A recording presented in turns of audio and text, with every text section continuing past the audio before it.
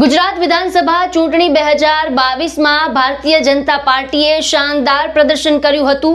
ન ભૂતો ન ભવિષ્યની જેમ 156 બેઠક સાથે ભાજપે ગુજરાતમાં ફરી સત્તા વાપસી કરી હતી, તો બીજી તરફ કોંગ્રેસનું પ્રદર્શન એટલું જ ખરાબ રહ્યું હતું। તે ચૂંટણીમાં કોંગ્રેસ માત્ર 17 બેઠક જીતી શકી હતી। ત્યારબાદ પણ ઘણા ધારાસભ્યોએ કોંગ્રેસ છોડી દીધી, જેના કારણે ગુજરાતમાં કોંગ્રેસના ધારાસભ્યોની સંખ્યા હવે માત્ર 12 રહી ગઈ છે, જેની અસર આગામી રાજ્યસભાની ચૂંટણીના પરિણામમાં જોવા મળશે। જી હા, રાજ્યસભામાં કોંગ્રેસ પાર્ટીની છેલ્લી બચેલી હાજરી પણ હવે ખતમ થવાને આરે છે। વર્તમાન સમીકરણ પર નજર કરીએ તો આગામી રાજ્યસભા ચૂંટણી પ્રક્રિયા બાદ ગુજરાતમાંથી કોંગ્રેસનો એક પણ સાંસદ ઉપલા ગૃહ એટલે કે પછી રાજ્યસભામાં ઉપસ્થિત રહેશે નહીં। આવું લગભગ 66 વર્ષ બાદ થવા જઈ રહ્યું છે।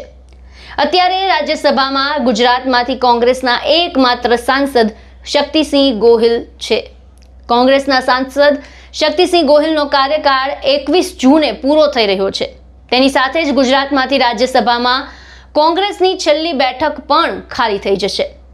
વર્તમાન વિધાનસભાના ગણિતને જોતા પાર્ટી માટે નવી બેઠક જીતવી લગભગ અશક્ય છે।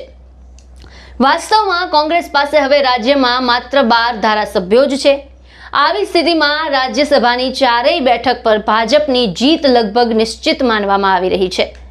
કોંગ્રેસ માટે એક પણ બેઠક જીતવી મુશ્કેલ છે। ભાજપ પાસે અત્યારે 162 ધારાસભ્યો છે।